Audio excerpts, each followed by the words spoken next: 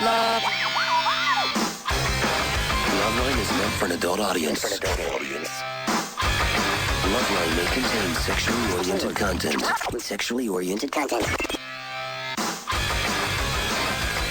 Listener discretion is advised. This is Loveline. Loveline. With Adam Carolla and Dr. Drew. Hey, everybody, it's Loveline. I'm Adam, that's Dr. Drew. Phone number 1-800-LOVE-191. Dr. Drew, board-certified physician, addiction medicine specialist. What is that horrible, generic, crappy music that they put on this SE opening? Who did the new opening for this show? What year are we in? What decade are we in is a better question. Honey, 83, 84? Honey, you're in such a mood tonight. Are you on your period? What's the problem? Did they badge you at work today? I'm in a bad mood. But Anderson, you're a radio guy, and I know it's tough because on one hand you're a radio guy, so you know how badly that opening sucks. On the other hand, you disagree with me on everything, so you must be torn. But tell me your honest feelings on that horrible opening. First off, I'm not a radio guy. I just happen to do this show. How dare you? Second off, I really like the guy that made it, and so I just don't really hear it. But yeah, I would never listen to it. Satisfied? Yes, very satisfied. Well, that felt great. What should we? Why don't we just get like Mighty Bosstones on there or something? Oh, yeah. That is just it. You really like the guy who made that? Well, the guy that made. Oh, he didn't make the music. He just picked the music. Yeah, he's a great guy. I should have his hands cut off. That guy. It's horrible. Not have. Oh, man, does that should suck. have our hands cut off. And that Dr. Drew and that stupid Max Headroom music. Oh, it gives me a headache. All right, everybody. So what happened? What's the matter? Nothing. Oh, nothing? It's just a stress. What? I'm just fed up. Your house? Tired. I'm just tired. Did your wife have a fight? No, I've been getting up too early in the morning and too many idiots around me. Can't function anymore. That's normal. I see this every day. I know, but I just, going to not getting my nap in. Hot again. I'll translate for the audience. It means he didn't masturbate either. Got hot last night again, or 2 days ago. It's hot. Bad. Stupid Drew announced that the summer was over triumphantly a week ago. It's over. Kiss it goodbye. Boom. Santa Ana's come blowing in. It's all weird. I got ants all over my bathroom sink. They're not doing anything. The good news is I get to whiz on them. Let me tell you guys something. Oh, now I'm really... Okay, hold on. Here we go. Okay, wait. Let me tell you this. I pee in the sink. That's fine. Yeah. I make no bones about it. Yeah. We're in a drought. We're in the 5th year of a drought over here. No, you don't want to waste water, of course. We're in a drought. Yeah. You know, what do you got in your toilet? Three something? 1.6 on the low flush stuff? Man, yeah. Oh, yeah. And I could get chicks, too, that way because, they're like into PETA... And they're like, Save the Animals. And they're very impressed. Surfrider Foundation, all that. And like, hey, I whiz in the sink, ladies. Oh. Come and get it. It's like ringing a dinner bell. Yeah, that's a turn on. So instead of flushing, 3-4 gallons right into the bay, it's just a couple of teaspoons of, whatever he can, a couple of spritz from the sink. It just goes down slow and it sits there, slowly sort of. Let me tell you something. There is nothing better than urinating on wildlife. And women, this is a thrill you will never know. You may live longer than us, but we get to urinate on wildlife. Taking a leak on an anthill, nothing better. Nothing better. Nothing more satisfying. Nothing better than is a roach or something. You're taking a whiz outside. It's a hot summer night. You spot, street lamp or something. Oh, look at a cockroach. Pow. You are your own. Drink it, roachy. Your own destroyer. Yeah. Pow. And the thing about urine is, it really is. It's part Raid. Yeah, of course. I mean, it's got enough. It's got enough acid in it to drop an ant. Yeah. Yeah, I think so. It'll do damage to a roach. At least humiliate him enough so he can't go home. Absolutely. Yeah. The point is I got ants around my sink, and I get them. Take a nice whiz on them. Hey, Dean Cain is here, everybody. Yes. Yeah. How are you? Yeah. Great to see you, Dean. See you. Put the cans on, have a seat. Adam, I was listening to you on the way in. Fantastic. Did he sound like he was in a good mood? You sound a little angry, brother. I'm angry. And now we got the non-dairy creamer, the powder in the coffee, and that sent me over the edge. And it makes me mad that you like that stuff. Makes me mad, too, because that's terrible. It's terrible. That's awful. And you know what it does? You know what he does? He He's Mr. You know, we play good cop, bad cop, a-hole cop. I'm the bad and the a-hole cop. Yeah. Drew, I'm the one who's saying, hey, can we get some decent coffee around here? And how about some milk instead of this stuff that says whitener on it? And Drew goes, I'm fine with the whitener. Could you shut up? I'm trying to get something. So now I seem like a prima donna. But I'm not a prima donna. He just has a low self-esteem and no taste buds. You actually like the powdered stuff more than the milk. Yeah. Not all day long, just this time of day. Oh, this time, this hour. Yeah, I just can't explain really why. Dean, don't. It's almost like, you know what it is? It's almost like a habit. So many years on the radio, drinking just crappy, assy coffee. Keep going. And I wouldn't know. It's weird. I was like, I wouldn't enjoy a nice cup of coffee. I want something that just keeps me awake because it's awful. And a little ticked off. Yeah. Awake and ticked. Keep the edge on. Keeping it real. Keeps his edge. Yeah, that'll be fun. When he doesn't say anything for 15 straight minutes. You have to throw an last elbow night, if at you him recall, to you see how it works. I lurch forward and then stop. Yeah. Get off the line. Well, watch a show. It'll grind to a halt. It'll take a sip of coffee. Here we go. See nothing. There we go. See, that's what happens. As soon as I stop, as soon as my mouth stops flapping, it's like an airplane. As soon as I'm the engine, boom, boy. right into the ground. Drew, you're nothing. You're barely landing gear. It's the play-by-play and the color announcer. Yeah, I'm both. Color commentary. Dean Cain here, everybody. Speaking of play-by-play and color announcer, Dean's got himself a new show on CBS, a baseball show, which is perfect for Dean because I've seen Dean on the diamond a couple times, once hitting a mammoth home run out in God knows where many years ago. Rancho Cucamonga. No softball. No, that's hardball. Wow. Launched into the night. Wow. It was like we were launching a satellite just into the night sky. One of those things where outfielders just turned around. And then, they didn't turn around. They looked through their legs. And did that move where it's like they're going to blow themselves. Let me get this straight. He hit it a long way? Yes. Okay. Yes. Okay. Dean launched a ball. And then I saw him later on, I think 2 years ago or a year and a half ago or whatever it was at the All-Star game, softball Chicago game. Dean playing a vacuum cleaner over at shortstop. Wow. A vacuum. And not Did you play baseball in college? Hold on a second. High school, all the way to high school. Not the canister kind, the upright. Oh, really? Self-prepared. With the bristles. Nice. With the belt-driven bristle. Yeah. And the cord, and the light, and the light. And then the thing that you can adjust it for the shag, the low pile, and onto the wood floors. Yeah.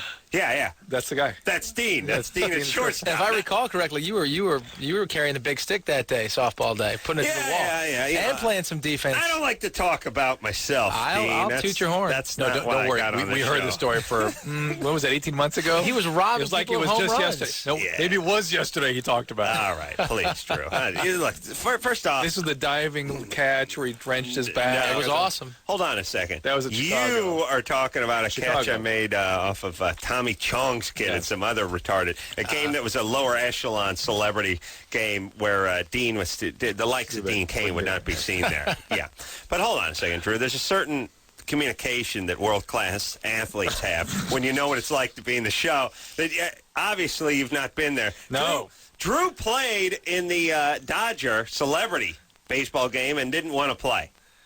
I didn't want to embarrass myself. I wanted to hit. Was it a baseball game or a softball game Baseball at that time? game. It was a baseball game. They changed it now. They turned to a softball. Yeah, I didn't play this year. That's right. You're a hardballer. I don't want to be playing softball, but I actually wasn't. Did they make it co-ed now too? Probably. Yeah, It was co-ed before, yeah. But there were like there was two women who played baseball. Yeah, I had like Elaine Boozler out there. No. Remember they had the girl from VIP, the one you like so much. Ooh, yeah. And then Mindy. All right. Barb. Well, Drew, you're not going back anymore, right? No. And Dean's asked to go back, but he doesn't play that fairy softball, and I've been banned from that game. That'll be the end. Oh, of you that. got banned? Well, yes. Yes, I did get banned. You're out. It told wasn't the coach easy. to kiss his ass. Oh, those little guys that The guy was a prick, that's why. But, okay, listen, we'll get into that later. Because we got to talk about Clubhouse Tuesday nights yes. on CBS. By the way, CBS, it's like the number one network now, right? Is it number one? And not like. It is. It is. Nice. Now, nice to be back, right? It's it's wonderful to be back, and it's wonderful to be back working for Les Moonves, who originally cast me and Lois and Clark as Superman. So, he did. Yeah, he's the Godfather. I kissed the ring. Wow. And I'm very happy to go. You work. still have the Ripley, Believe it or Not, out. It's in syndication, but we're not making any new episodes. You own that show, didn't you? Yeah, my company produced it. I owned a good portion of it, and That was a smart deal. I'm not unhappy about that. Yeah, Drew was telling me before you came in. He was like, Dean not only hosted that show, but he produced it. That's all over the place in syndication. It is. I got a nice little check today. I was very today? Yes. So let me tell you how much I love Ripley's. Let me tell you, there ain't nothing like free money. I would drink coffee with that damn nasty-ass creamer stuff in it right now. Really? Yeah. I would. That's how happy I am. You got that edge. I'm happy. Really? So you just go down to the mailbox and there's the check, right? Actually, I never even see it. It was a phone call saying, hey, you got a check today. Yeah. And I said, great. And they just, and I don't even know when the show's syndicated anymore, the Ripley's, believe it or not. It's everywhere. I mean, it depends on the local market. It just shows up. How many Kids of those? love it. How many of those did you do? We did 88 one-hour episodes. We cut those into, 170 88 half hours. It's been airing for 4 years. Yeah, so we just so they're all in half hours now, and it's just all over the place. I wish we could keep making them, though. I tell you, that was a. Well, why this can't is a nice you? gig. Radio's a good deal. I like that, but it's not like that was 8 days a year and. Oh my You're God! You're really gonna kill Drew now. No more talking. That's the one. That's the one you want. That's your business. He's half Jew. Guess which half is going nuts right now? All right, everybody. Clubhouse, which is 6 short days away from hitting the air. Yeah. And I haven't seen it, obviously. Thank God it's not aired yet. There's nothing worse when hey, have you seen the new? The TiVo doesn't go to CBS. It's a cable TiVo. You know, it does mostly pornography and Hitler stuff. It was a choice I made when I bought it. I stick with it. So who else is in this? And what's new? Your player, which has got to be. I mean, first off. Baseball is great because baseball you can screw around with. Like what I mean is that other sports, like if you're playing football, you kind of have to play. There's no. I mean, you could toss the football around, but I mean, baseball. You're working all the time. Baseball, you can take some BP. You can throw some balls around. You're talking, you don't have rally to, caps. Yeah, you don't have to commit. You know, especially when you're making a show about more than anything, you're not scared all the time. Right. Football, you got a certain amount of fear. True. Something's going to happen to me. Something's going to go wrong. Well, that's football really is. It's ours too. We that's both that's mine. Yeah, same with us. But football is a thing where, especially when you're getting a little bit older, if you're playing, you're playing. It's game on, or it's not. But it's not. There's no middle speed. You can't sort of play half speed. In baseball, you can. You don't have to kill yourself. My son started club baseball yesterday. At what age is that? 11. 11. Oh wow. Club. Yeah. What's that mean? Means he plays year round. Oh, really? Every day. Uh-oh. Yeah. He's got one of those dads, drives him to it. Eating disorder. Gay with an eating disorder. Here we go. But the thing that's so great about Clubhouse, quiche. Yeah. Clubhouse is the good thing. Is one of the things you miss as an athlete is that camaraderie you get in the clubhouse. Yeah. Even when we got together and played those silly celebrity games, you're having a great time with the guys and you're just kind of jerking around, and that's a lot of what happens and a lot of what you miss when you're out of athletics, when you're out of professional sports, and this is one way to get back to it. We have so much fun. I mean, going to work every day, I almost feel guilty. Where do you film? Where do you shoot it? We shoot in Van Nuys, all the exteriors. Well, the interiors, the interiors of the club. We built a phenomenal clubhouse, better than. You just built a really nice set in Van Nuys. Gorgeous, and it's got to be the nicest thing in Van Nuys. Of course. Let me tell you where we are. I think it's easily about the nicest thing. Yeah. Oof. And we play baseball down in Long Beach, which is kind of a big park, actually. It's 348 feet down the line. Dodger Stadium's 303. So you get to take, like, batting practice? Oh, no, I'm facing real guys. And you're facing this way? It's looking good. We're playing. We got about 9 Major League ball players out there every day, and whenever we're playing, and I'm seeing 85 miles an hour. Oh, it's awesome. I saw a curveball the other day. It's awesome. Hadn't seen one of those in a long time. Yeah. It's like usually, and Dean, he's an athlete, so it works out. There's nothing worse than, what they do, I'm watching the commercials for Mr. 3000, Bernie Mac up there, takes a swing that looks like he probably fouled it off into his groin if he made contact at all. Then the next scene is the outfielder climbing the wall. It's just cut to that tight shot of the guy jumping up. Like, first off, they only do that about one every 35 home runs. They don't climb the wall every single time ball goes out of the park. They're not even back there half the time. They're half it clears it by 30 feet. Let me tell you, when Dean Cain hit that dinger in Rancho Cucamonga. Between his legs. I was playing outfield. I looked between my legs, and I saw a ball, but it was not Cain. You must want to say you put your mid up, and the ball went through a hole. the hole. Smoking. The screaming line drive. Hand. Yeah. The ball was screaming. All right. Oh, that's got to be great. That's got to be great. Just playing ball, and it's got to be realistic. So you got to play hard, but you get as many pitches as you need to get to. Thank God to crack one. You got a good looking swing. It's a very, very good job. I enjoy the hell out of it. Good. You're blessed. Yes, sir. I like when people yell at you, you're blessed, You're blessed. You know you're blessed, right? Yeah, yes, I do. You are. Yes, I'm blessed. Yes, you're blessed. All right, shut up. Where'd you grow up?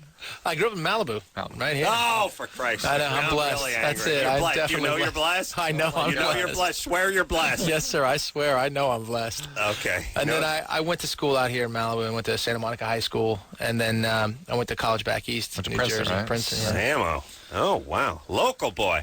Blessed. Blessed. Does he know he's blessed? Hold on, Drew. Do you think he knows he's blessed? Kissed by God. Get him to admit he's blessed. Dean, you're blessed. Right? I know. God bless it. You're God blessed. bless me. Knock on I'm something. knocking You're on blessed. You're blessed. whatever this is. He knows he's blessed. He should be blessed.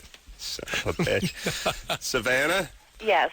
You're 23? Yes, I am. What's up? I first want to say that I'm sure you get it all the time, but Dr. Drew, I loved your book, Cracked. Oh, thanks, Savannah. I appreciate it. I don't get that all the time because Adam won't let anybody give me compliments. So I appreciate that. I'm going to stop them really if they want to do it. No, it was really good. I just wanted to tell you. Well, I appreciate that. Well, thank you very much. Hey, Savannah. Yes. Do you know that Dean Cain is blessed? He is blessed. He's Blessed. a very, Grew up very in amazing Malibu, man. Superman. Princeton. Probably had sex with Terry Hatcher.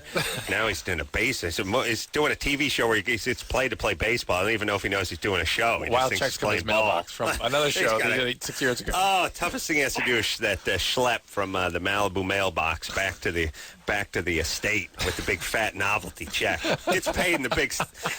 He gets paid in the big styrofoam ones. Yeah, styrofoam back ones. Huge, big Ed McMahon's name on there. Maybe his head. Savannah? Yes. All right, so what's up? I recently received, as sort of a gag gift, a vibrator for my birthday. And I tried it out with my boyfriend. And right. Tried it with your boyfriend? Yeah. Yes. I've never used one before. And now he's really freaked out when I use it by myself. Oh, really? He's intimidated. He's competition. Jealous. Competition, yeah. Man cannot compete with technology. How can you vibrate that fast? No. Maybe if I have a seizure. Well, if I'd been blessed, maybe. When I had special effects and all that stuff, I vibrated that fast. Oh, yeah. That's Dan. I mean, you got to go through the earth. You got to vibrate, really. I actually vibrated so fast that I released my molecular structure, but I don't want to get into that. Oh, really? That's right. Yeah. That's right. He released it. That was bad times, though. Oh, my God. All right. Savannah. Yes. Your boyfriend's how old? He's 22. How are you guys still okay? You have a decent relationship? You're physically okay together? Well, everything's fine. It's kind of annoying that he's just intimidated. Yeah, well, I don't know. I just think it's kind of silly to be intimidated. Guess what? It is. Okay. It is, but completely silly. 22-year-old guys sort of look for reasons to have energy with women. Yes. You know what I'm saying? They're intimidated by anything. Well, here's a question, though. Before she had that little toy of hers, would he be upset or jealous when she would do that on her own? Oh, good no, question. I never used the vibrator up until that point. Inquire. I have another question. Did you have orgasms with him before? No, I did not. So now you only have them with the vibrator. Well, I use it sort of as an assist as opposed to... With him. So he's sort of, it's broad, which is the smart thing to do. Yeah. But he still feels inadequate because it's really, he can't it's like putting training wheels on your dork, though. It's a little humiliating to a guy. Like bringing in a stunt dork, really. Yeah, you're going to the bullpen. Yeah. I tried to have him use it on me so he kind of is doing it as opposed to me doing it, but I think maybe he feels weird about it. Yes, he's unenlightened. No. Here's the thing. His expectations, he just make her orgasm. But look, I know, but at 22, think about where your head was at 22. Think about all the energy you had. Now you're just sitting around hoping to die, right? Yeah. I mean, before it was like you get hold of a yearbook. Think of the energy you have. What's this? Who's this dude? Who's this? Yeah. Who's home? He's your prom date? What'd you do with him? You know, crazy energy, just going through scrapbooks, looking through stuff. Always remember, just the chick would leave. You'd go start looking around. Yeah. You know, what's this? What's got to be something for me to get PO'd about? Sinking, ugly feeling every time you came up to something, right? I don't think the strategy is to try to talk guys out of that testosterone that they're chocked full of at 22 years of age. I think the idea is to lie to them. I really do. You have to treat them like pets or mental patients or something. Like when the guy says how many guys you slept with before me? It's like, tell him one guy. Yeah, my boyfriend of 10 years and he died at train wreck, you know. Yeah, that's it. He drove a train into suicide train run into Fallujah. You didn't hear? No, they couldn't put it on the news. They weren't allowed to talk about special ops. The point is, I really shouldn't be talking about it. That's how he died. He died and he's gone now. But the thing is like, you can't get into all that stuff, you know. Oh, this is the guy who went to the proms. You get it on with him. No. We just shook hands and I slapped him in the arm like Peppermint Patty does to Charlie Brown, and we went our separate ways, and then he got in the train and died in Fallujah. You keep moving. Don't go, no, you're mature. You should understand. Guys are weird. So here's the thing. You got the vibrator. You want to use the vibrator. Use it. Yeah, it's ridiculous. Then do that thing where you slide it under your armpit, like I do after I stab a man with a shiv, and then put it in the drawer and tell him you didn't use it. No, he uses it on herself. He can do that. They can use it together, but she's using it alone, and it's freaking him out. Right. No, he's freaking out, but when she uses it with him. I think she's freaking out when she's using it alone, too. He's freaking out anytime he shows it. He's intimidated. Shows its ugly head. Here we go. Keep moving. All right, let's go. Let's go. Let's get it on. Let's break it down. Hey, Dean, get a hand in, buddy. I'm in. Hey, Dean. Dean, grab a knee. Grab a knee, buddy. Hey, let me tell you this. That helmet is not a chair, gentlemen. Grab a knee. Grab a knee. Break it down. It's not a chair. Yeah. Dean Cain, the only guest who ever got a laugh out of with the helmet is not a chair. With the high school football references. Hey, there it is. I know it well. Jessica? Yeah. Jessica, 19? That is me. Yep. What's up? Nothing much. Hanging out. All right. What's your question?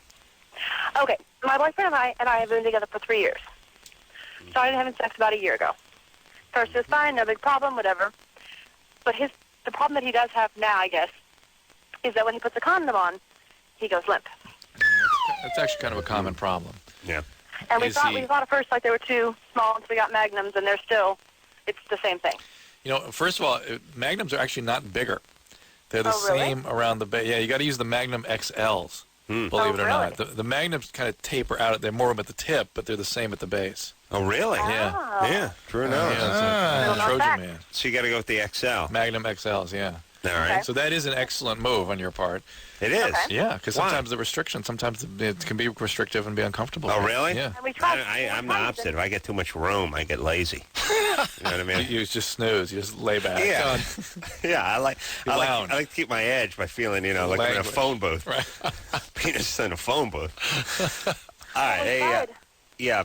Jessica, also, guy, it's the stopping, you get in a zone. You get that eye of the tiger thing going, and then all of a sudden you're up in your head. Like you stop, you turn the light on, you're futzing around. You think about contraception, think about responsibility. There's the groove is gone. It's really the equivalent to dragging the needle along the record.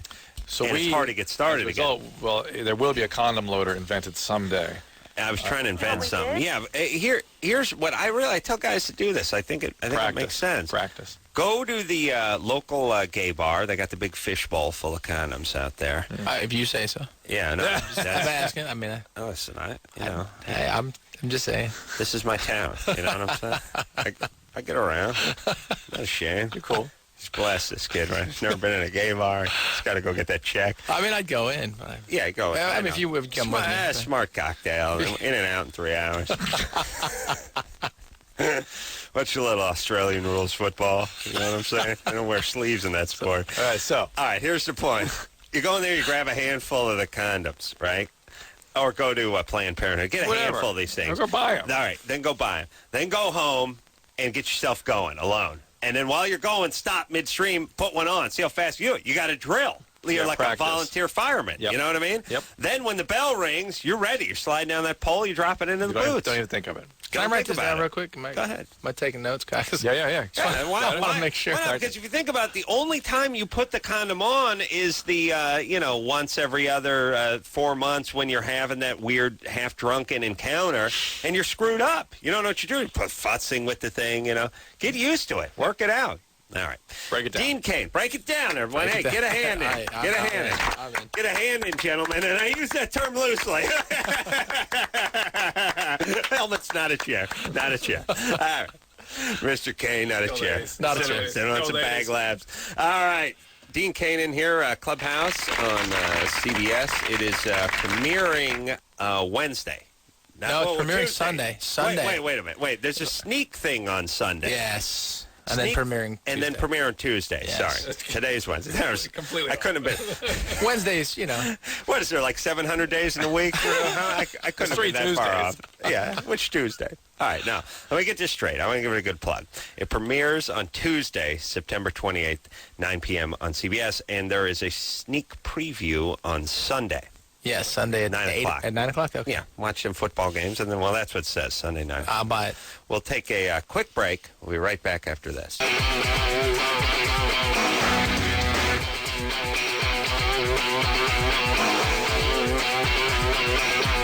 everybody, it's Loveline. Madam, that's Dr. Drew. Phone number, 1-800-LOVE-191. Dr. Drew, board-certified physician, Dixon medicine specialist. Dean Cain in tonight. Blessed. Dean, do you know you're blessed? Yes, sir. You're blessed. Blessed. You do know that. I do know that.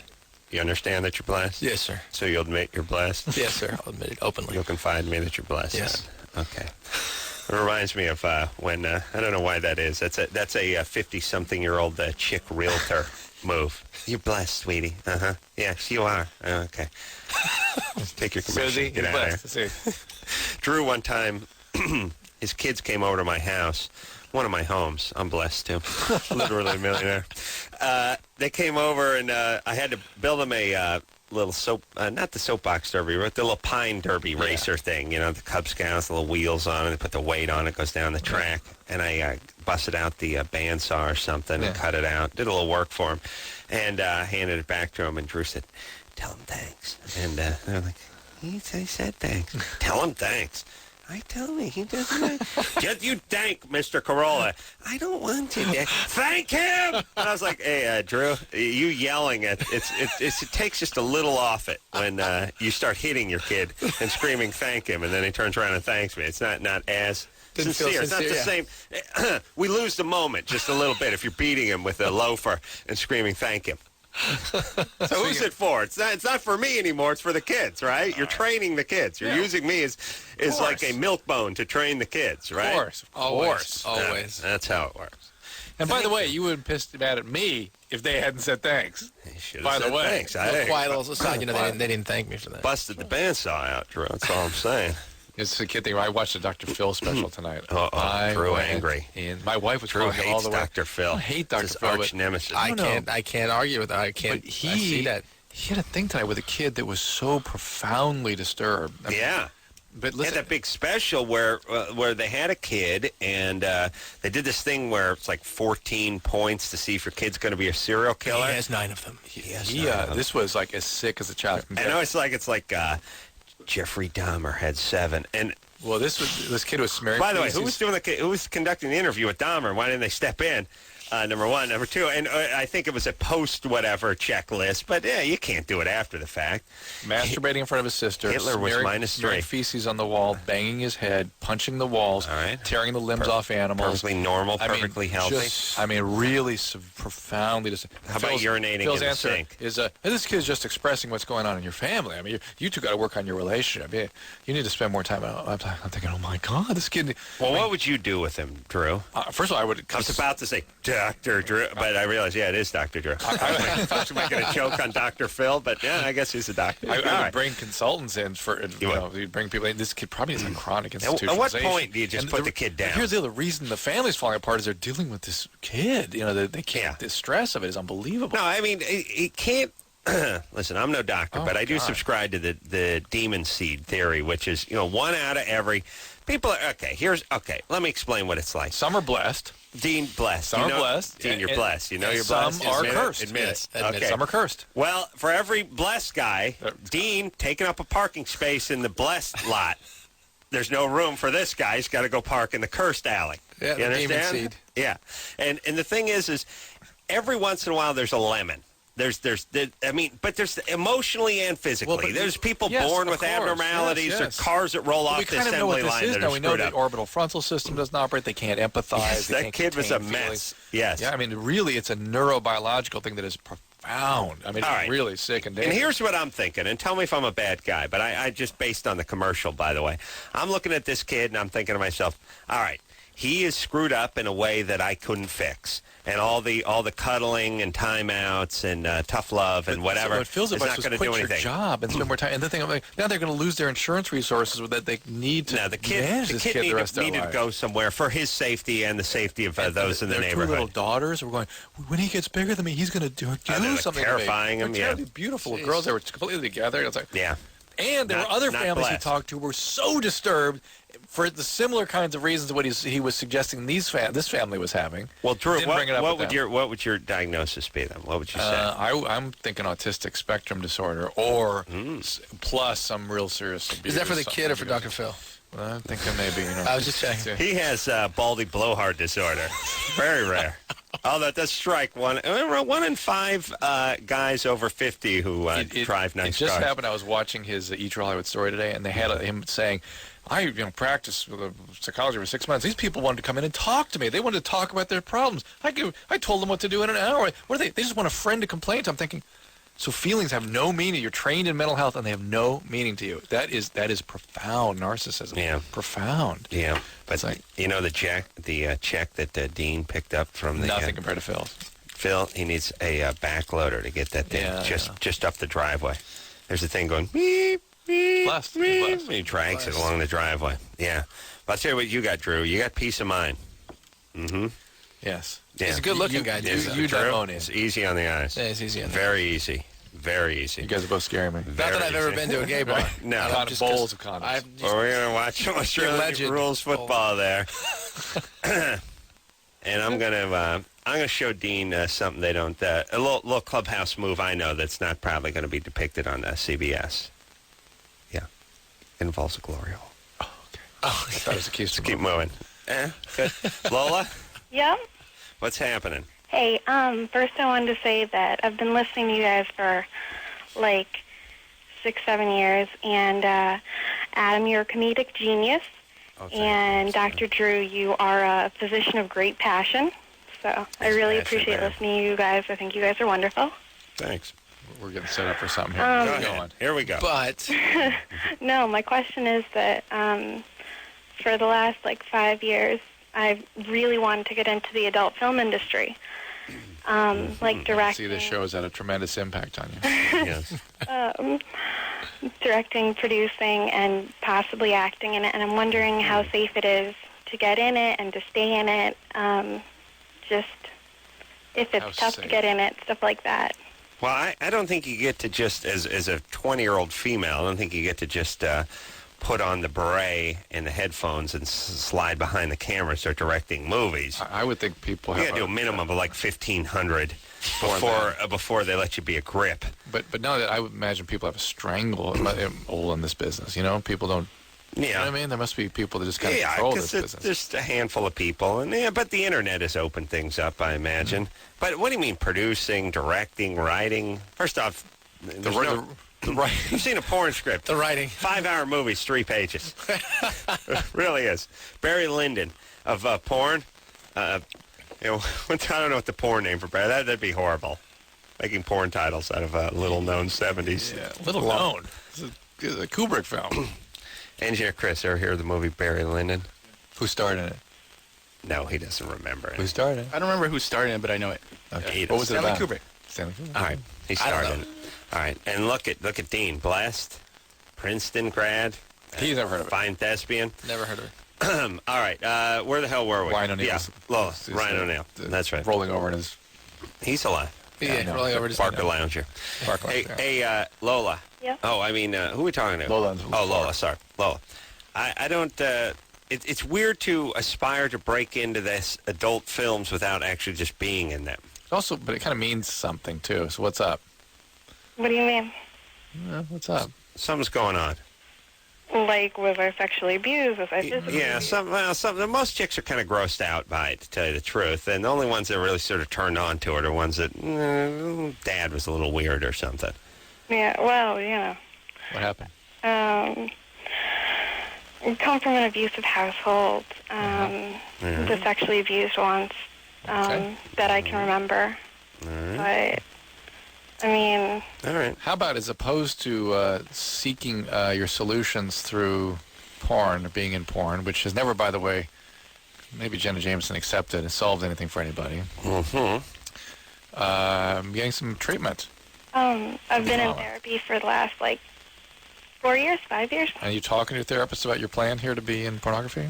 I'm not entirely. Sometimes I've brought it up just in passing. Well, go ahead and bring it up in full swing. What do you do now, by the way? I'm graduating from Reed. From what? From Reed? Yeah, in Portland, Oregon. Yes, Reed. Did you go there, Drew? Junior college? No, it's university. They just smoke a lot of weed over there? No. Oh.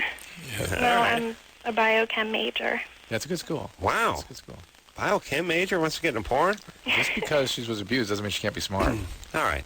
Well, listen, don't be stupid if you're smart, Lola.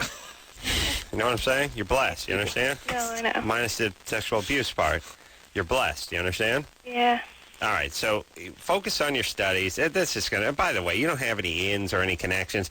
And let me tell you, the porn industry is not actually blossoming in Portland, Oregon. You'd have to And go by the way, out to, people don't make money doing that. People that own the companies make money, not the people that perform in these things. That's right. I really wanted to move down to LA and do some work down there possibly. But Please promise me this one thing. Do whatever you want, but tell your therapist your little plan here, okay? Please? Yep. All right, and listen, everyone, stop moving to L.A., please. I can barely get home at night. All you idiots looking at... It's gotten worse this year, didn't it? I'll tell you what it is. We're getting older and just getting... We're getting older. cranky. I'm getting crotchety. I'm angry. I yelled "beat it" at some kids who were near my lawn today. No, you did not. Stay away from that lawn, you kids. Helmet's not a chair. Oh, wait a minute, wrong guy. But here's the thing, seriously. L.A., I've realized, is filled with people who either are not from L.A. and from lands that you haven't even heard of. I mean, these people were driving water buffaloes and yaks and crap there's that. a few years ago. Yeah. So you got people that aren't used to driving anything. And let me explain something to Dean over here. We got a lot of people in Los Angeles. Do not offend Dean's heritage. I'm not, because I know he's part Japanese. That's Yes, right. That's where he gets his tenacity. There we go. But the Asian folks, No, not going after the Asians. they're not the best drivers that I've He was prepared to, but he decided not to. Let me tell you something. I have no quarrel with the Asians. They're way down on my list. I got many groups to get to before I get to the Asians. Here's what I'm saying. People say, why don't we do better in soccer as a country? And then the answer is, well, we have great athletes and everything. Why can't we do better? Well, these other countries have been playing for generations. For us, it's a relatively new thing. It's going to take a while. Yes, but our guys can run faster. Yeah, it doesn't matter. These guys, their fathers and their fathers' fathers and their fathers' fathers' fathers were playing. That's how it is with driving. We've been driving out here in the United States. Some of these other kooky nationalities in here, they weren't driving. Their dads weren't driving. Their parents weren't driving. They got mopeds with outboard motors on them and, 3 wheels. It's catch as catch can in some of these countries. And there's no laws. It's every man for themselves. Everything's just some two-stroke, Cuisinart engine on this thing, and it's blowing smoke everywhere, and it's being pulled by 3 dogs. It's a disaster. Now, they don't have the heritage that we have with the automobile. Now, once in a while, you get a guy from Germany. All right, he's been driving for 100 years. And fine. fast. Fast. All right, that's a guy you get behind. But then you get behind someone from, Da Nang, and look out. There's going to be trouble. So, Los Angeles, ton of that. And then secondly, bunches of people from around the country aren't familiar with the terrain. Looking around, looking over their shoulder. Yes. Guys from New York and Boston. They're from Buffalo, and it's snow. 6 months out of the year, you couldn't even find your car. It was buried out in the driveway somewhere. And then the other time, most of the time you drove, you were drunk. You had to look out for the cops. And that's all. I don't know where I am. Where should I go? Where's the freeway? I don't know the signs. So, and then there's a lot of people visiting out here. So everyone's just driving around with their head on a swivel, looking around. Where am I? Looking for landmarks, looking at a Thomas guide, haven't driven. That's what we're running into here. We're not running into the people that know the route. It's interesting. That whole visitor thing is something we have not That's had trouble. until recently. That's trouble. That's and more look, recent. Here's right? the thing, too. So since Hollywood kind of cleaned up, it seems like people are kind of coming back. And especially if, I work down at Kimmel over there. That damn Kimmel guy cleaned it up over there. Put the show right in the middle. Put it right in the middle. And he cleaned up the city single-handedly. Wow. Yeah. That's why we love Jimmy Kimmel. Festival advertised on television. San Gennaro Feast, Ralph's everybody. presents San Gennaro it's a big Feast. deal. Yeah. Who pulled that one off? The Paisans did. That's who pulled them off. The Japanese or whatever the hell you are. Tell you that right now. You don't even know what I am, do you? Yeah, you don't care. I don't know. You read my book? I haven't read your book. It's been out for a year. Only a year. That's what I'm saying. You probably read the little, inside cover, inside flap. No. Back cover? No, because you know what happens? I'll tell you what happens, Dean. You pick up the book with the intent of, I'm just going to read the slug line at the front here. Next thing you know, you're in page 3. You know what I mean? I can't chance that. I can't chance it. Dean Cain, everyone, blessed. You know you're blessed? Yes, sir. He's blessed. Drew, you realize he's blessed? He is blessed. Do you know that I know Dean's blessed? I do now. Okay. We'll take a quick break. Clubhouse, name of the new TV show, CBS, Tuesday nights, 9 o'clock. Preview this Sunday on CBS. Take a quick break. Be right back. Hey, everybody, it's Loveline. I'm Adam. That's Dr. Drew. Phone number 1-800-LOVE-191. Oh, guess who's coming in tomorrow night? Rich Eisen from the NFL channel. Dean's going to miss that. And then Korn and Interpol and Seth MacFarlane after that from the Family Guy coming back. Drew, you did Family Guy, I right? did it, yep. All right. And Seth did all the voices for my kids. Oh, he did? He did Quagmire. Cool. He does Quagmire. Oh, those kids He did Peter, and Alex was there. She read with me. Alex Borstein. Yeah, and she did some Lois for him. Different Lois. Good times. Dean Cain here, totally different. Dean is Lois? Yeah. Different Lois. Is that her name? Yeah. Yeah. Well, yeah, it's Lois Clark, right? And No, Lois. but I mean, it's Lois on Peter's wife. Yeah. Mm-hmm. All right. Dean is here talking about Clubhouse, which is going to be on CBS, 9 o'clock, Tuesday nights, and a big sneak preview, half sneak preview on Sunday, 9 o'clock on CBS. Yes, Drew. Dean stars as Scott Peterson in the USA movie, The Perfect Husband. Really killed her, huh? Mediocre at best.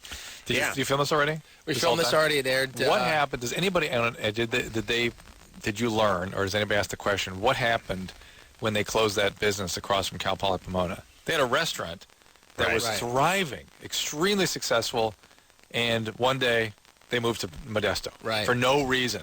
Be near the parent? Yeah, sure. Hey, look, man, I just played the character. I can't tell you But there was no research or anything that's nothing that we did, and I was very careful in playing that role not to learn too much. I played him innocent in my mind, but not the brightest bulb. I mean, if you watch some of his interviews, the things that he said, it came off like a bad actor. So I figured no matter how bad a job I did playing him, I'd look great. Look just like him. I'd look just like him, exactly. Dean did eerily look like him, too, by the way. I mean, you don't think of Dean Cain when you think of Scott Peterson, but when you saw him in the hairstyle that way, or I don't know, wearing just a court suit or something, it really looked like it. What do they do? I mean, they do this in movies. You know, they make Val Kilmer become Jim Morrison. They're not using prosthetic, chin clefts. How do they do it? You don't look that much like the guy. How do they do that? They style the hair, they put the clothes on, but then what? Then the actor has to do the job and pick up the little things that this person does, the way they speak, their mannerisms, the way they phrase words, the way they move, sort of all that stuff. And I'd say that Val Kilmer did a little bit better job playing Jim Morrison than I did playing Scott. No, he did not. Kilmer should have played Scott Peterson. No, I'd like to see that. And you play Morrison, yeah. Yeah.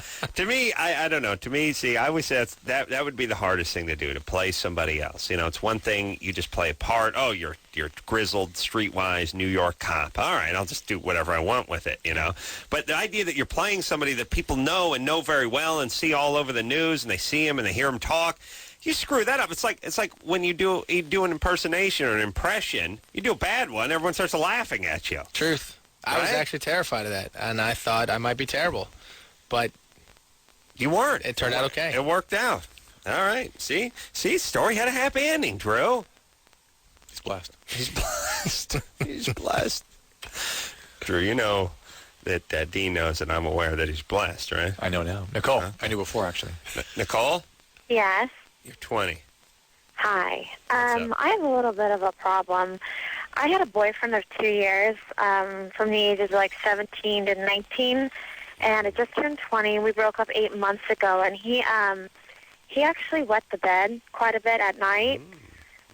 And it didn't bother me because I loved him and I just dealt with it. But now I'm starting to wet the bed. And Really? Yeah. Sympathetic bladder disorder. Homage. I know it's not contagious, but I think it's like my state of mind. But for the past month, I mean, we've been broken up for 8 months. For the past month, I've been wetting the bed at night. All right, we got to dig into How this. often? But we got to take a break. All right. Nicole, how often? At least maybe once or twice a week. Wow. Right. Yeah. That's a bit much for a 20-year-old. All right, I have my own bedwetting stories I can share with the folks. Dean Cain, blessed. Dean Cain, get a hand. Not blessed by this habit, unfortunately. No, Fortunate for him. not been touched. But the hand of God touched you as it pertains to this. Yes. And I'll shed some light on her urine after this. Hey, everybody, it's Loveline. I'm Adam. That's Dr. Drew. Phone number 1-800-LOVE-191. Dean Cain, blessed. Dean Cain, so blessed, so very blessed. Dean Cain in studio tonight. Clubhouse, name of his new show, CBS, 9 o'clock on Tuesday nights. Big sneak preview on Sunday night. Dean and I were speaking during the break about vomiting, and Dean tells of a white wine-related vomit story. Turned out I may have been vomiting at the exact same time that Dean was vomiting. Oh, ships in the night. Who knew? He was on the other side of town vomiting. I was in North Hollywood vomiting. He was in Malibu vomiting. But he had the blessed parking spot, and you had the cursed parking spot. Yeah, we difference. Now you tell us your white wine chugging vomit story, please. Yeah, my buddy and I we broke into his dad's stash of I believe it was Almaden Mountain Chablis, and it was a jug the size of a keg. Yeah, they used with to a put them in handle. those huge glass jugs with the gold screw top. Yeah, and we decided to with the finger, like the moonshine. Sling it over your it shoulder. really felt like a moonshine jug, and we drank a bunch of that, and it didn't taste very good going down, and it didn't taste very good at all coming back up. So it's taken me a long time. Yeah, it's tough to get back on. And now on a really hot day at about 6 o'clock in the afternoon, a nice crisp white wine is okay. Yeah, a cold well, day that's or a right. medium day. That's the thing. You're a champion. A lot of guys walk away; they never get back on that bottle. Not you, my friend. If I see a jug, though, I'm running. You're not going to let that bottle lick you. So to speak. Climb right back on that thing. Yeah, I was having trouble chugging beer when I was, 11. No, I was, I don't know, 16, 17. And the beer was, too, the carbonation. I used to say the guys were putting all the peer pressure on me. I don't, it's the bubbles. I can't take Plus, it. it was Mickey's Big Mouth. Yeah. Yep, I remember those. No finer brew than Mickey's Big Mouth. So finally, we had a guy, had a buddy named Chet. And Chet worked at the AM/PM on the corner. The hookup. And Chet would not he would not steal for us. He just wouldn't mind if we stealed in front of him or stole in front of him. So we would just go in and steal. And somebody stole the big jug of white wine. And I remember them pouring it into tumblers. Just a tumbler of white wine. And my thing is, I'd been talking the whole time about, well, it was the carbonation. Now, this doesn't have any carbonation. It was just sort of sweet, crappy, but you could chug it. It wasn't like you can't chug hard liquor because it's the alcohol content's too high. And beer eventually starts sort of burning your throat, especially when you're 16. But the sweet white wine, just chugged it down like it was Kool-Aid. Couple of tumblers of that, heaved in the back of a car.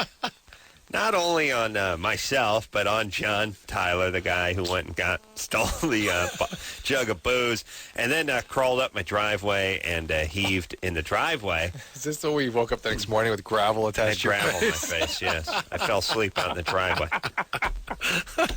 The Carollas have old asphalt driveways, you know what I mean? And I woke up with part of the driveway stuck in my show cheek. up and just start poking at you with a nightstick. I was mostly in the bushes, so I was fine. Hey, listen, before we talk to Nicole, finish her bedwetting story, I want to talk to somebody from Sacramento who wants to set us straight or tell us the Scott Peterson, complete the story. Good. Oh, really? Yeah, sounds like all right. They'll know more than me. Kara? Yes. Cara? Nice Kara? to meet you guys. Kara. You're 25? Kara. Kara, Wow. what's up? Okay, first of all, it's Cal Poly San Luis Obispo. Oh, It what wasn't did I say? Pomona? Yeah. Okay. Yeah, I that's said okay. Pomona? No, it's weird because I was thinking San Luis too because I know it's where they're from.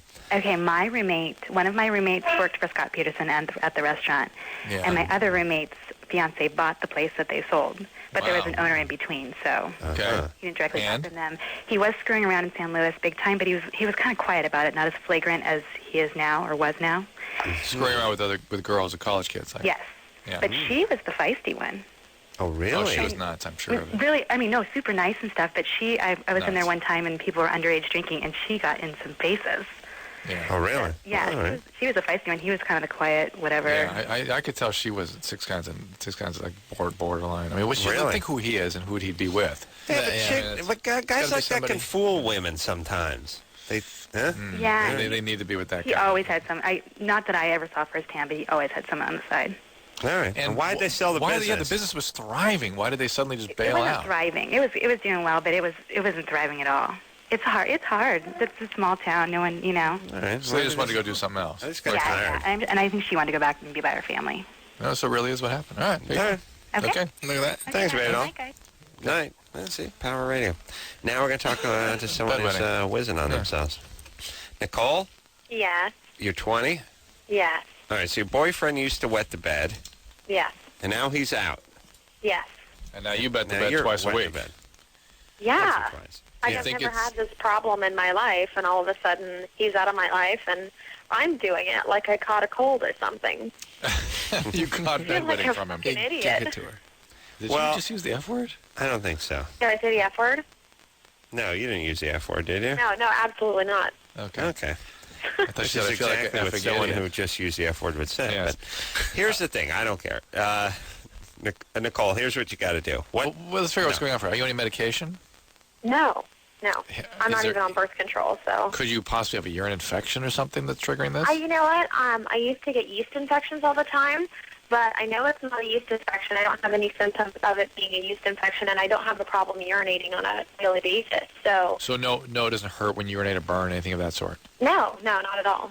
Okay. All right. Now let me start with my advice. And one last thing. Do you think that this is some sort of attempt to recapture this guy? Sort of you're dealing with... Did his leaving, was it a very painful thing? Mm-hmm. Yeah, but it was my choice.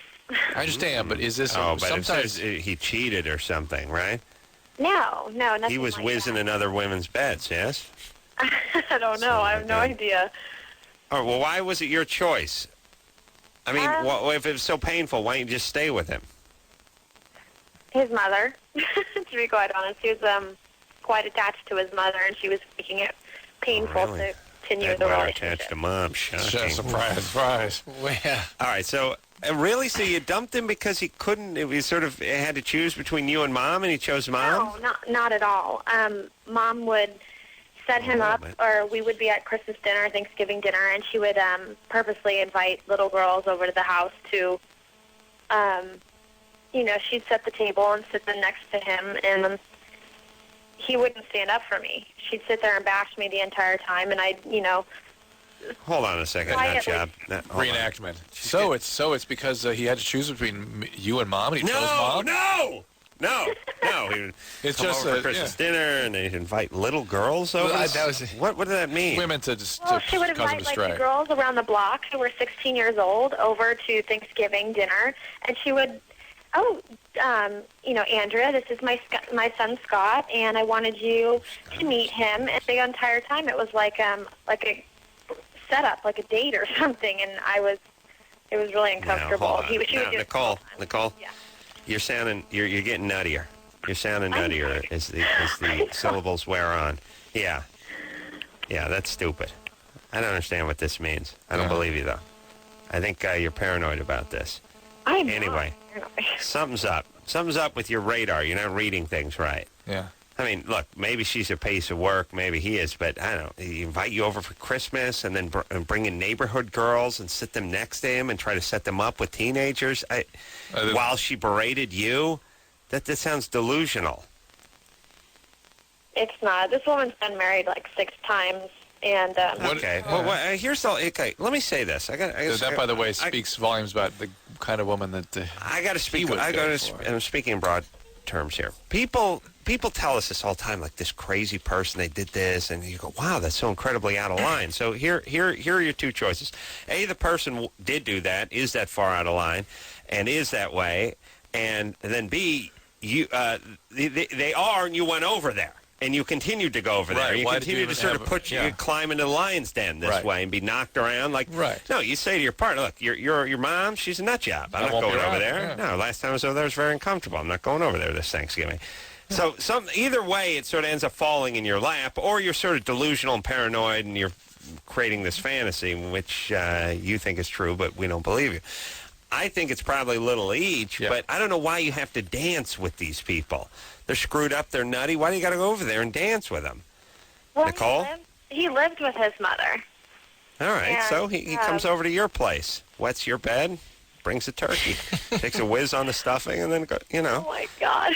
Why do you have to go? Yeah, all right, he lived there, so fine. You don't have to go over there. You don't like her.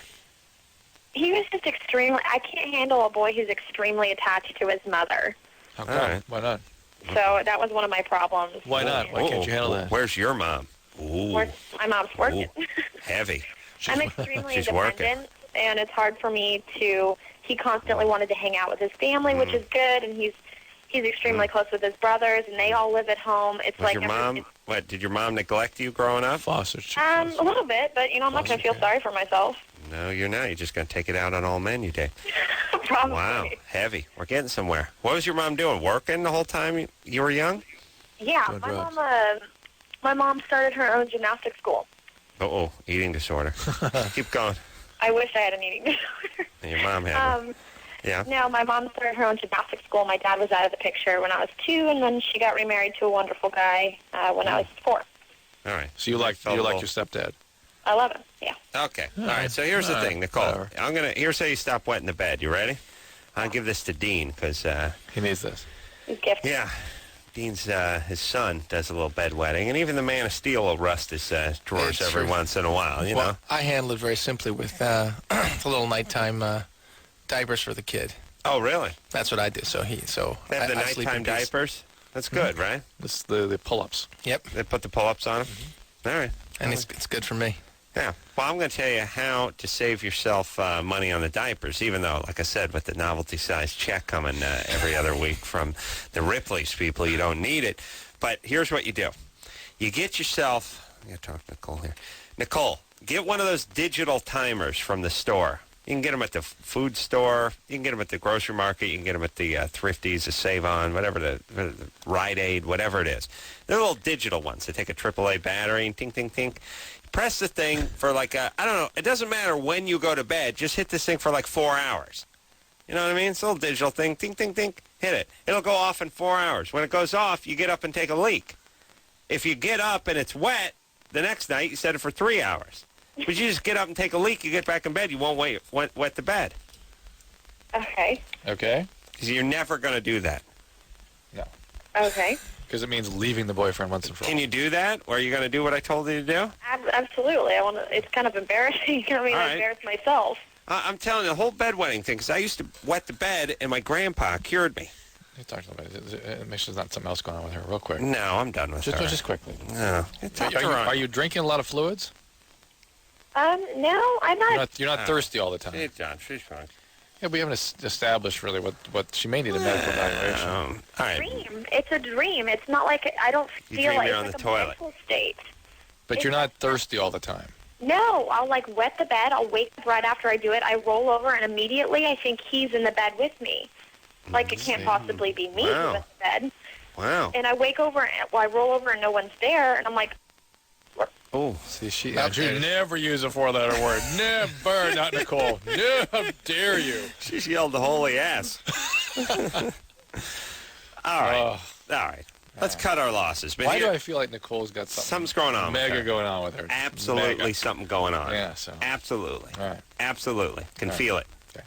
All right. Okay, so you wake up, you take a leak, you go back to bed, you don't wet the bed. It's as simple as that. She medication. I got to poke. Maybe he never wet the bed, and it was just confusion. Yeah, maybe it was her all along. Ooh, Dean. Using that Princeton education. Yeah, I tell you. Smart, thinking outside of the box. Absolutely. Okay. Here we go. No, I'm done with her. Brisa? Uh-huh. You're 21? I am. What's up? Well, my question is basically, I'm going into the Air Force in about 2 months, November 29th. Yeah. And I wanted to know if there was something I can take. I was thinking maybe the Depo-Vera shot for... I don't want to get my period while I'm in there, basically. Well, you're going through boot camp and stuff? Yeah. Boot camp is 6.5 weeks long for the airplane. You don't need the embarrassment when you're climbing that wall. You know what I mean? Bad times. Yeah, that's bad. But Depo would actually be... I get it here, so... Depo would actually be the last thing you'd want to do because the first 3 months after you take that shot, you bleed continuously. It's the second 3 months that the period usually stops. Let me tell you, let me say this. People who sign up during wartime should get a bump that stays with them. Yeah. I mean, because let's face it, half the military, I hate to say this, but a lot of these guys are just slackers. They don't have a choice. They don't have the brains of you and Dean Cain. They weren't going to college. They didn't have any work. They whatever. So screw it. I'll go join up with the Army. And, like when I was in high school, you go join up the Army. There's nothing going on. They'll pay you. You do a little training. You hang out. You get the three squares and a cot, and you're fine. Yeah, it's no problem. But joining up during wartime, that's something. That's a little something different, especially if you join the Marines right now, there'd be a good chance you'd be shipped out in a few months. I'm guessing. So whatever you join it, like it should be like it should have a scale. Like if you join during wartime, you get 30% more even 2 years after it's done. Yeah, you know what I'm saying? I agree. Yeah, a little incentive too, by the way. Your taxes are now going up. Think about the difference. Think about the difference between joining the Army when there's no war and not going to be a war, and then joining the Army when there is a war. Yeah. I mean, one of them is hang out stateside, see if you can get deployed in Hawaii or something, and keep it cool, learn how to work on missiles. And the other one is I might get killed. Yes? That's a big deal. Yeah, especially since we're not fighting in any desirable places anymore. There was a time when we could Vietnam? go... Well, no, but I mean, you go to Grenada. Oh, yeah. You know what I'm saying? That was Panama. Hey, we got to go to Panama. Who wants to go to Panama? Grenada. We have to kick a little ass, and then we're going to relax. Now you're up there. You got these scorpions everywhere. The chicks are wearing bedspreads on their head. There's a camel crap. It's a big dust bowls, 170 degrees. Hey, I mean, that's bad. Vietnam, at least, go buy a little hash, bang a hooker. You know what I mean? You got nothing over there. You see what I'm saying? Good times. Yeah, it's good times. So, Breza, what you should do is go on the birth control pill and just take it continuously. Actually, right before I leave? You can start any time. They actually have a packet now that is continuous, so for 3, 4, 6 months at a time. Really?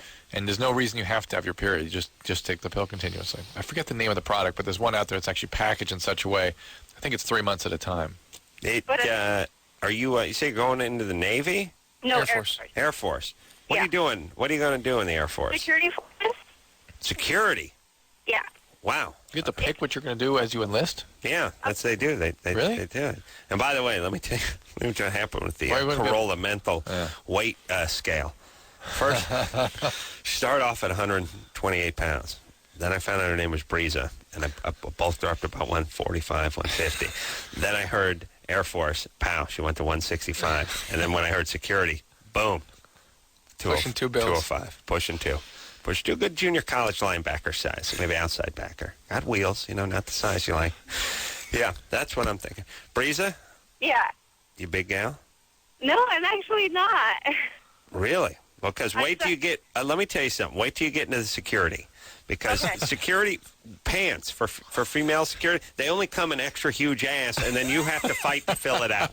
Well, they don't make skinny ones. It's just huge ass size ones. That's all they make. That's what it is. It's like, you know how a goldfish will get as big as the tank it's in. Of course. An ass will get as big as the pants it gets stuffed into. You know what? And I knew I was going to get drilled by you. I knew it. Hey. If you can't take this, sweetie, you don't belong in this man's Air Force. I can take it just because I love you. That's the only reason. All right, there you go. All right, sweetie P. What a rejoinder. That's tough love. That's fine.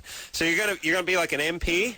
It's like an MP, but the Air Force likes to call it security forces for whatever reason, And you do that for like 4 years, and then you get out and you start getting in. You join like a municipal police department. My plan or my goal at this point is to do some sort of law enforcement. Yeah. All right. And by the way, let me just say this: Sure. You're chick, right? I am. Do you got a nationality you can cash in on? Sure, I'm Hispanic. Hispanic. Oh. All right. Chick, Hispanic. you should be able to job now. You should walk right into LAPD headquarters and go like, I'm taking over. I want to be the chief. And I'm bilingual, so. Bilingual. Yeah. Well, why? So here's what I'm saying. Why do the Navy thing? Why not just go into the academy or the Air Force thing? Why not just go to the academy? I like to have stuff in my resume. I just don't like to march into places and be like, hire me, I'm a minority, you know? Oh, I appreciate that. Stupid, but I respect it. No, I know, but look, you're on the ball. I mean, I'm serious. I'm saying, you know, as you're bilingual, you're female, you're Hispanic, you could go into almost any police department around the country and probably get hired on. I agree with you, but I like to fill up my resume with good stuff. So. God bless her. I tried that. I tried to get on the. Try to get the fire department on here for saying, I went out there, I said, my name's Marisol, and I wore eyelashes. and I fanned myself. And the guy said, you're a chick? And I went, fresh! And I hit him with the thing. It was like Bugs Bunny.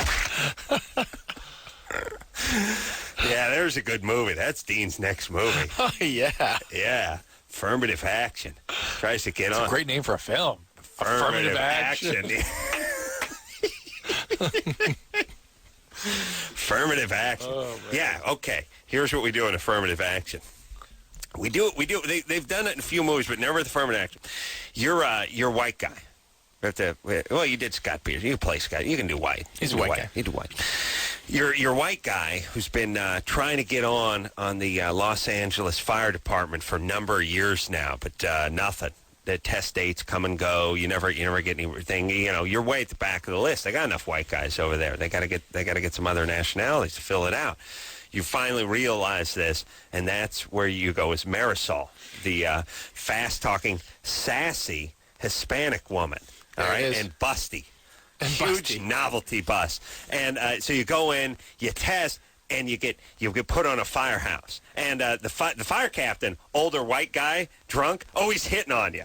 I like that too. I like when the drunken boss goes, "Wow, look at you!" And then the guy's got a name like Fredolina. It's so fetching. And then the guy's like, "Is Fred Flintstone wearing a dress?" Like, really? That's hot. That's hot to you? Yeah, huge calves, a big 10-gallon head. Himself. Yeah. Okay, but then.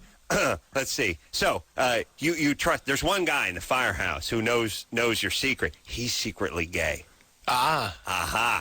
Secretly, so you both have shared secret. And then the mother of all fires breaks out. A mattress warehouse. Nothing but mattresses. A huge pyramid of mattresses going there. And I don't know. I haven't worked out all the beats. You got to use your bra somehow at the end. You know what I mean? To pull. You got to pull man out. Yeah. Affirmative action. Yeah. Drew, you writing any of this down? I got it. It's in my head. Are you kidding? It's pure genius. Thank you. Dean Cain in the studio tonight. Going to be in Clubhouse coming up. That's his TV gig, but the big screen, look for him in affirmative action. Coming soon. As Marisol. Yeah, Marisol Hernandez. And fresh. Hits with the fan all the time. Fresca. Wait, Marisol's got a Rosie Perez's voice, though. Yeah. No? Yeah, no, that works. Yeah, perfect. Right. We'll take a quick break. We'll be right back after this.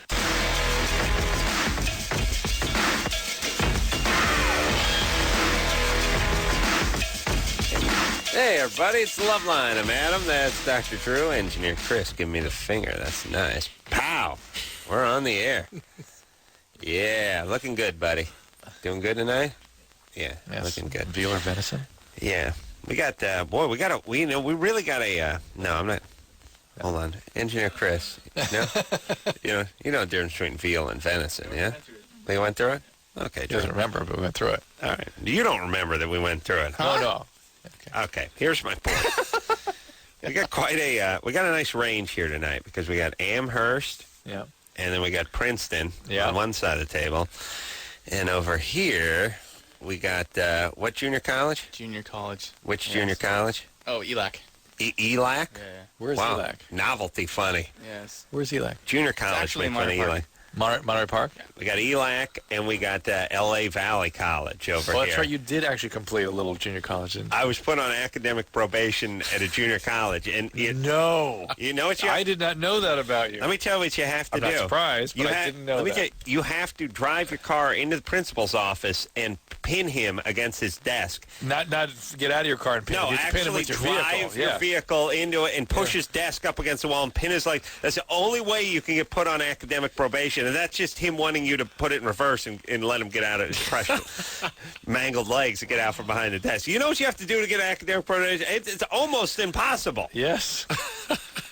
It's sort of like getting into trouble in a biker gang. You know what I mean? Like, we got to discipline Tex over here. He's a little out of control. We try to tell him to keep it to 1 cake. You know what I mean? Yeah. We should keep the raping to 5, Tex. He crossed the line. He got into double digits. You really have to work hard. So that's it. I've never been in academic probation. So you haven't? See? No. There we go. Well, that's good. That's what now we've run the gamut here. Right. Doing all right. Yeah, you're doing fine. You got 1 class. Take 1 class. I work full time. You got a math class. Yeah. Okay. Well, listen. I've done the math. In year 2072, he'll be transferring to UC Riverside. It's going to be huge. They're going to take his corpse and symbolically take it to a 4-year college. Scatter his ashes over the student union. It's going to be huge. All right. All right, buddy. All right. Yeah. Listen, I'm just saying I was smart enough to get out of junior college. Okay. All right. Got a grip on you, buddy. I should go around and talk to people like I should have junior college interventions. That's what I should do. Like, they do it with drugs all the time. A guy shows up. He's come back. He's got a hacky sack, a dime bag in his pocket. He's rented a Blockbuster movie. He's got a couple of peachy folders. Guy just comes in. Chet, sit down. We all surround him. How long you been going to L.A. Valley College? 19 semesters.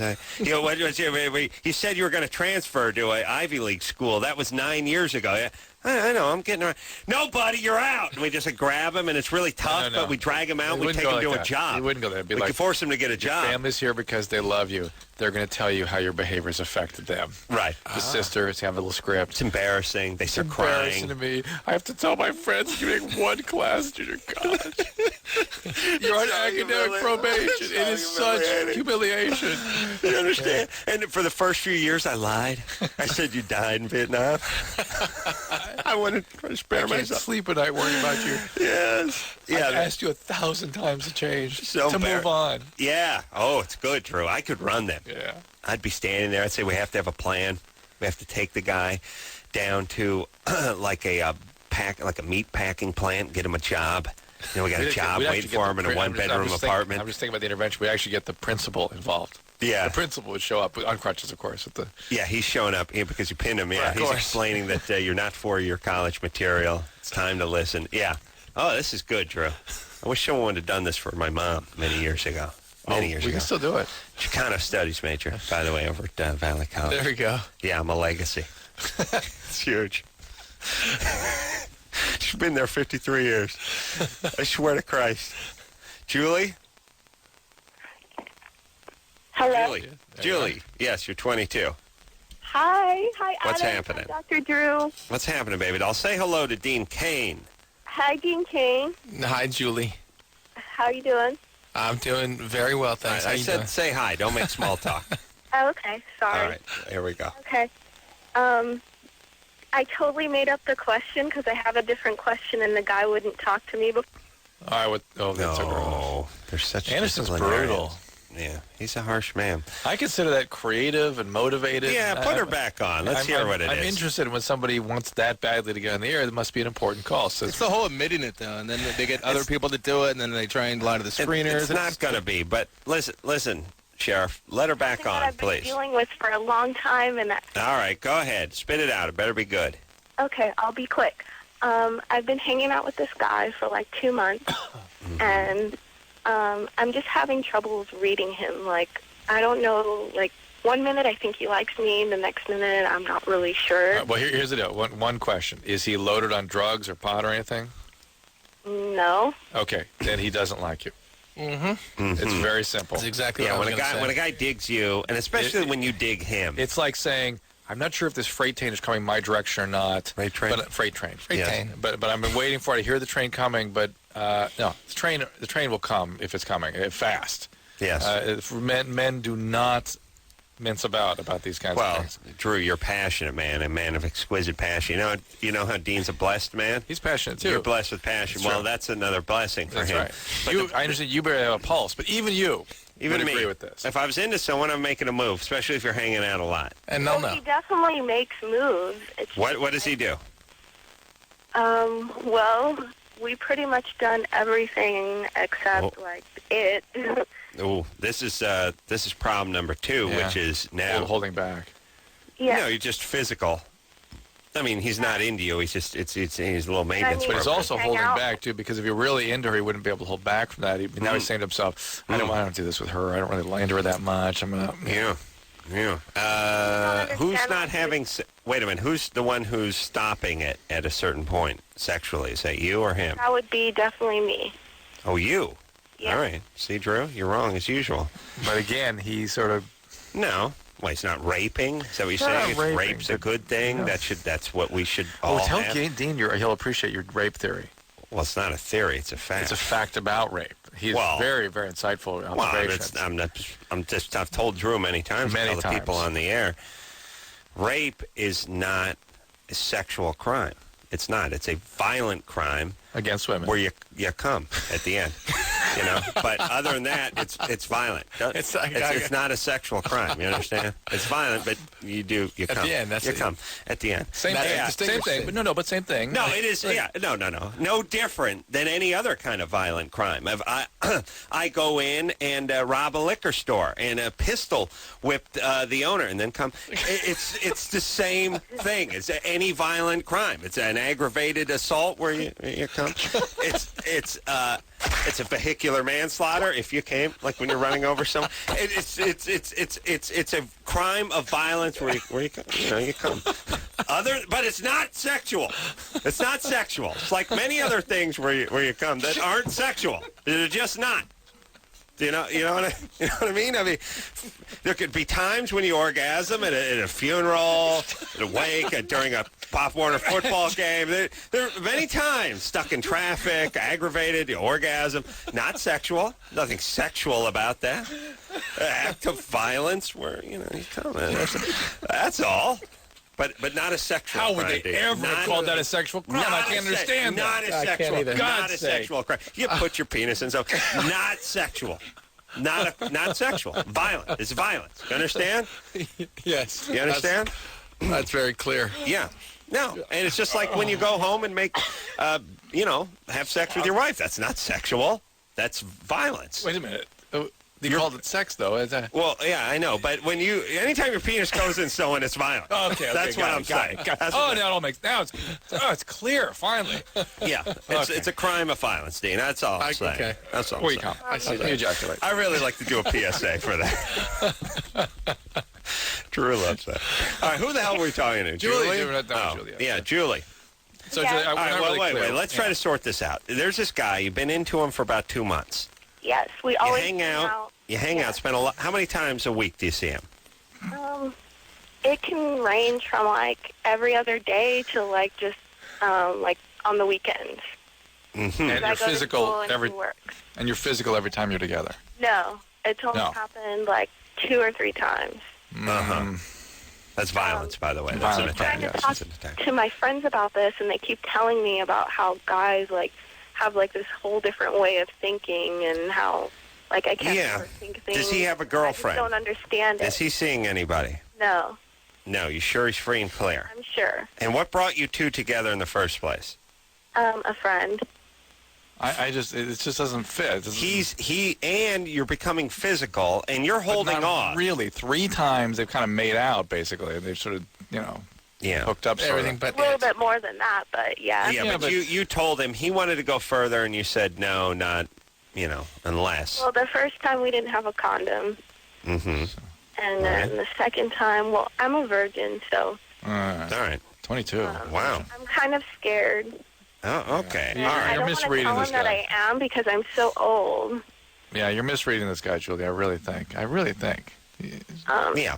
All right. So why don't you just... I don't know if I have the right to ask him. Yes, you do. You have every right to ask him.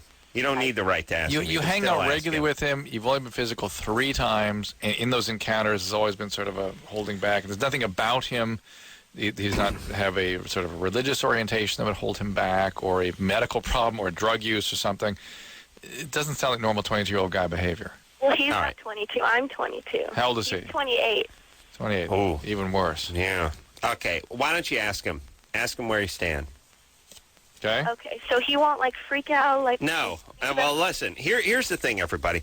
Everyone acts like the question is going to change the answer. The answer's already determined. Right. It's like saying, I don't want to affect my grade by asking the teacher how I did on my final. Well, he's already got the grade. It's sitting there. You just don't want to know because you don't feel like you knew many of the answers or many of the questions on the test. That's what it is. And it's the same thing. It's like when people sort of know the answer.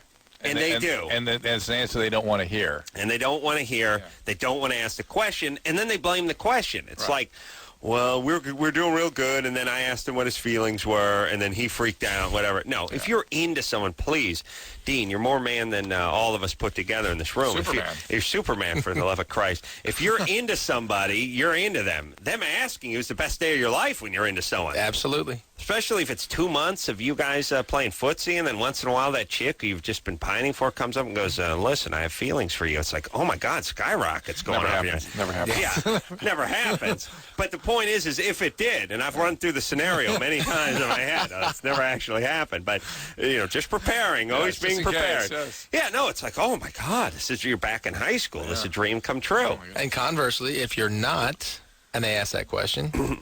You're not anyway. You're already not. There it is. Yeah. The answer's right there. You weren't going to be, and that's, by the way, and ladies, listen up, when they start with the, what you and I have is special, but I don't want to ruin it with... Men are not flexible. They're either on or off. Right. There's not an in-between switch with them. Women kind of much more flexible, move around a little bit. Yeah, that's why chick can be like, I went camping with Tammy. I went down on her. But anyway, we're cool and we're back to friends. Like, yeah, me and Ted went camping. I blew him, but, Things are never the same. You just can't. And your heart's broken. No, guys are just, they don't have that. Like, I'm not gay, Ted's not gay, but we drank a couple Lucky Lagers, and we looked into the fire, and, we blew each other. Now we're back. Violence. It was an act of violence. The oral sex. Don't kid yourself. We'll take a quick break. Dean Cain in studio, everybody. And thank you, Clubhouse. Name of his new show, CBS, Tuesday nights, 9 o'clock. We'll be right back after this. Hey, everybody, it's Loveline. I'm Adam. That's Dr. Drew. Drew, please. Phone number 1-800-LVE-191. Dean Cain, everybody, in studio. There we go. Partially blessed. I've moved him down a little bit. He just, I'm not going to talk about what we're talking about off the air, but he's not blessed anymore. He's just, Nobody's purely he's doing blessed. fine. We all have our thorns. Yeah, he's fine. Not blessed. He's doing all right. He's blessed. He's blessed. Yeah, listen, he lands on his feet. Lord, that's the thing about Dean Cain. Take it away every once in a while. All right, take it away. Just to keep it real. Absolutely. He's doing good. Just been downgraded a little. That's all. Still smack in the middle of Blessville. Just not the mayor anymore. You know what I mean? Certainly not in the cursed not near the curse. No, just blessed. Yeah, he's doing okay. He'll be fine. You know what I mean? He's resilient, this kid. He'll be back. Bones, they mend themselves. Brittany wants to talk to you. Brittany, yeah. We're going to build up Dean Cain here, everybody. Yes, yeah. I feel good. I feel good. Hey, grab an eat, gentlemen. Helmet's not a chair. I got to tell you that Come on, right ladies. now. Break it down now. Brittany, Hi. you're 18? Yeah, I'm 18. You want to talk to Dean? Yeah, I do. Okay. So hot. I love him so much. I feel like a dork, like a little twit that's really excited. But So you sound very intelligent to me. Mm-hmm. Oh, thanks. I like it. Actually, what I wanted to ask is, what influenced you to pick your roles? Oh, wow. It's a really me question. Yeah. Sometimes it's Playing baseball all day with your friends. Yeah. Sometimes it's that. Sometimes it's I need the cash. Sure. Well, yeah. Because that's my job. Sometimes it's a timing issue. There's a million things to it, and then sometimes you're really lucky and you get to pick it because you like the product. Are you culling through stuff? Do you look through I look through all kinds of stuff. I'm always seeing projects, but I like to work, so I'm looking to work, and I need a reason. Sometimes your agent will tell you, like, somebody advise you, this is bad. Take this one, take that one. And then I have my unofficial advisors, my folks, But it's a lot of that. And then you have your gut, and my gut tells me I could play this and be good at it or have fun doing this. And well, like, what about the Scott Peterson role? That's a horrible. For just to play that, that's very brave of you to pick. Just what influenced you to pick that role? Well, actually, I originally turned it down, and then they offered it to me again, and more money, and more money, yeah, and yes, and then finally, which made it more appealing. And my father and I were talking. And my father's a director, and he said, could you be good in this? And I said, actually, I as a director. It's interesting. I said I could be actually very good in this, and he said, oh well, are you an actor? Were you acting in Princeton?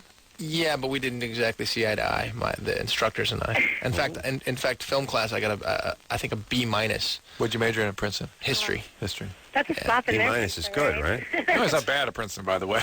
Yeah, I got an 86 in my first exam, C+. What? Wow, that's everything's curved. Yeah, wow, the wrong way. Yeah. Hey, Brittany. Yeah. Thanks for calling, baby doll. Okay. Well, he's absolutely. Really hot. No, but you and there's only 2 older guys that I like, and you're one of them, definitely. All right. Yeah. I'll take that. I hope that makes your week or something, but I still love you. I love that. It makes more than my week, trust me. Yeah. Okay. All right, Brittany. Thank you, Brittany. Thanks for killing him. Stop. Not blessed anymore. Been downgraded.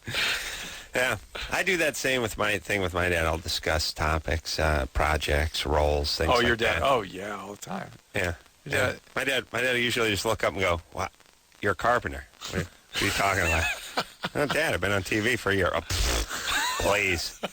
Go put a deck on. Who are you kidding?" Yeah. My dad's great. He's really showbiz father. Showbiz. I told him, I was talking about this the other night. I said to him, CBS has come calling after Kilborn quit. They're looking for a guy to replace Kilborn. I don't have the gig, but, my name's on a short list. We're going to check it out. And he's like, so, you be going over to CBS. Oh, okay. You still be working over at Jimmy's, so, right? Yeah, I'll still be writing on a competing. I'll be writing for a competing late night show. That's what we're doing. During the day, I'll be writing jokes for the other talk show that's on, and then about what time's our show tape? 6:30, 5:45. I'll slide over here, jump into makeup, and just come out. I'll be unprepared, of course. I was writing jokes for another show the entire day, but yeah. Write bad jokes, and then you're really working for sabotage jokes. Write that down, Drew. Got it. Done and done. What's our other idea? Come on, affirmative action. Oh, affirmative action. Yeah, I thought you meant. Okay, yes. Affirmative action. Marisol. Yeah. 6. Yeah. All right, we're going to line 6. Let's talk to Tim, who's 21. Tim. Tim. Sleeping. Hard to tell. Been on hold for 32 minutes. Not long by Loveline standards. Not long. No. Delayed orgasm by pressing on perineum. Let's know if that's safe. Yep. Tim? Oh, Dean. At least that's what I tell people. Dean knows it's safe. It's not so much that it's delayed orgasm, but that it causes a retrograde ejaculation usually. Yeah. So. You pee it out later, right? Yeah. So what do you do?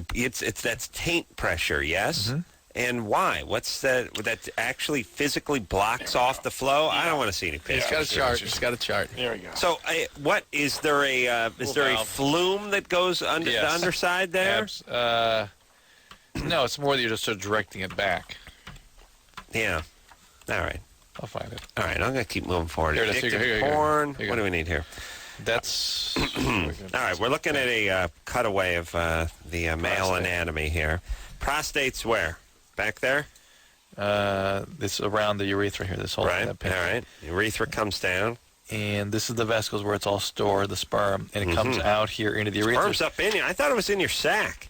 No. Sperm is the process, and it's transported back up here and stored. Well, it starts here, goes up, goes back up. Yeah, it gets stored. Interesting. And then it comes out that little tube right there. So if you push here, it goes right back up. Goes right back in. Goes in your bladder? Yeah. Gay. So gay. Look, either you got sperm in here or you don't. I don't care who's. Well, you don't have to close it off. It doesn't have to be closed off. Yeah. What about if you just put a little pressure so it comes out like when you put your thumb over a garden hose? Yeah, you can get some spray. Take something out. Take like a can off a fence. You know what I mean? Pow. If your aim is good, that would be good if you could work that, if you could feather that perineum just enough to get, 8, 12 feet. Huh? Nice. True. As a man of passion, surely that would come in handy. Here's the tube again. This is where this is the epididymis or epididymitis, remember? Look at the picture. I'm not looking. Look. Because it's the radio. That's why, Drew. It goes up and then the seminal vent goes down out.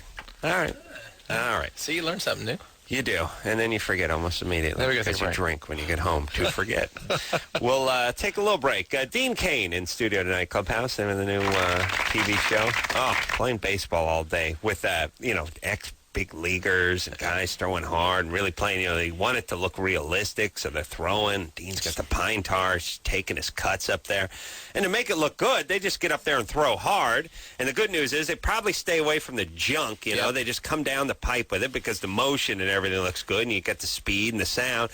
Dean gets the timing down. It takes a couple of takes, and then pow. Bingo. Dinger City. Yep. Yes, Drew? Yes, Adam. All right. We'll be right back after this. Well, everybody, what do you know? Where's the time go, Drew? Good times. Yeah. All right, Dean Cain, now back into the blessed category after another story I heard during the commercial break. Very, very blessed. Very, very, very blessed. Yes, Drew? Yes, Adam. All right. Very. Clubhouse, name of the new TV show on CBS, a very blessed network. Going to be Tuesday nights, 9 o'clock, with a big sneaky preview coming up this Sunday at 9 o'clock. Dean, much success and mazel tov to Thank you, sir. Thank you very much. Always a treat. And until next time, this is Adam Carolla for Dr. Drew saying mahalo. There is nothing better than urinating on wildlife. And women, this is a thrill you will never know. This has been Loveline. Loveline. The opinions expressed on this show are not necessarily those of the staff, management, sponsors, or this station. The producer for Loveline is Ann Ingold. Loveline is a presentation of Westwood One Entertainment.